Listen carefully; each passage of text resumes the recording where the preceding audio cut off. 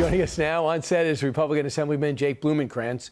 So, Jake, the person that you know, is he going to surprise conservatives?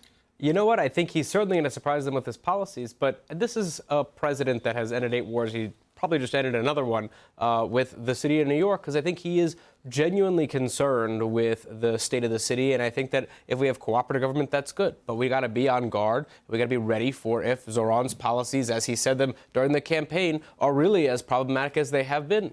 We watch almost every city go to hell because of policies, Democratic policies. They're correcting in San Francisco. You know, we got spoiled. We had 3 terms of Bloomberg. Whatever you think, he's a rational, good organizer. He was a leader, and Giuliani was historic. And then we had de Blasio, and we remember how bad he was. So does Trump. Watch. I love New York City. It's where I come from. I spent a lot of years there. Now I'm right here. We took a big setback with the mayor that we had, Dave de Blasio.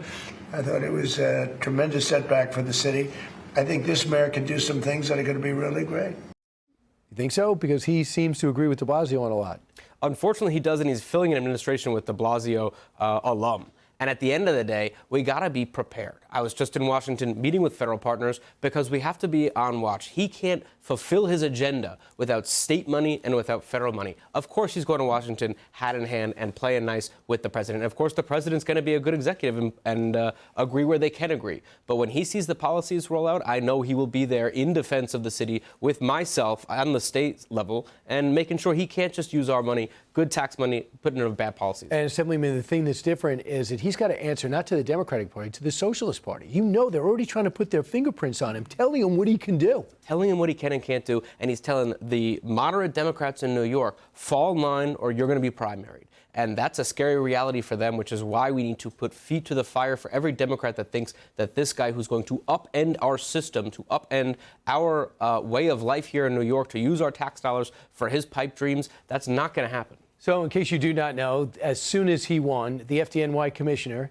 resigned. He said, I'm done. There's no way I'm going to deal with this. The NYPD commissioner said, I'll stick around for now. The question is, who's going to stick around to walk the streets for her? And I'm talking about Commissioner Jessica Tisch. Jackie Heinrich asked the question about the NYPD and at what levels can we expect to have the force on. Watch.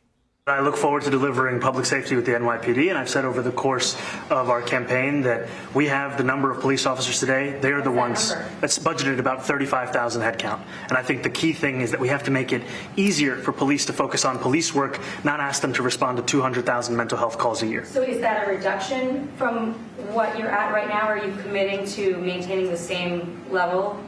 I've committed over the course of the campaign to maintain the 35,000. That's the headcount that we had through the campaign. And not replace them with caseworkers, social work? No, I've said that's the headcount that we want. What we need to do is make sure they can focus on serious crime. What do you have to say about that headcount? I think that he's going to have to work very hard to make sure he has the confidence of the officers. What he wants to do with the review board, where he wants to remove the police input, where he wants to give it teeth, that's a scary reality for those officers. You're going to see papers being handed left and right if he does not fix his act. But do you think there is a movement right now to quit?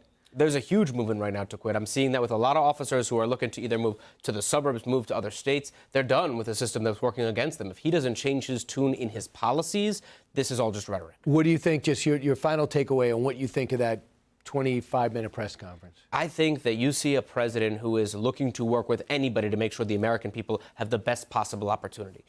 Jake Blumenkrantz, an impactful Republican in New York, not an easy thing to do. Thank you so much. Thank you. Hey, Sean Hannity here. Hey, click here to subscribe to Fox News YouTube page and catch our hottest interviews and most compelling analysis. You will not get it anywhere else.